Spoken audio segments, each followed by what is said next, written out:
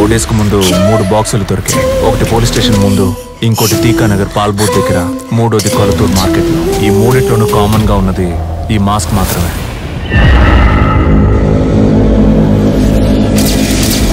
గుర్తుపట్టగలిగారు sir? Sir ఇది అయ్యేటట్టు నాకు అనిపించట్లేదు. శివాని వెంటనే రమ్మని చెప్పలేదు. ఎవరు సార్ అతను? ఈయన పేరే శివ.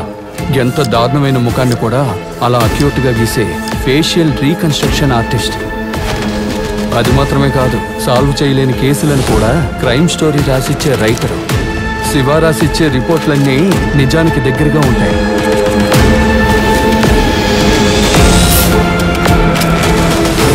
డాగ్ ద్వారా కూడా లీడ్ దొరకకూడదని బాడీ మొత్తం పర్ఫ్యూమ్ చల్లేస్తున్నారు.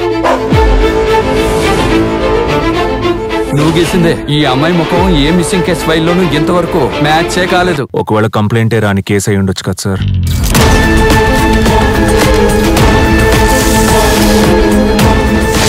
8 బాడీలు నీళ్లలోనే దొరికాయి. ఏ బాడీలోనూ ఇన్నర్ ఆర్గాన్స్ లేవు. కానీ పాతి పెట్టేటప్పుడు ఆర్గాన్స్ తోనే పాతి పెట్టారు. డెడ్ బాడీస్ ఆర్గన్స్ తో ఏం చేస్తారు?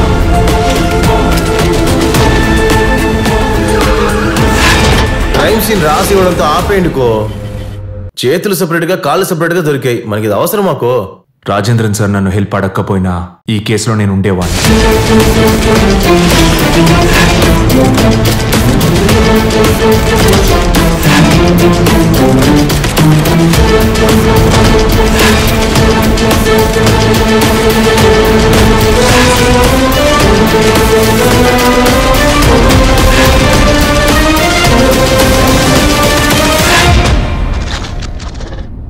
ఒకవేళ ఈ హత్య నేను చేసుంటే తప్పకుండా స్టేషన్ ముందైతే పెట్టేవాడిని కాదు.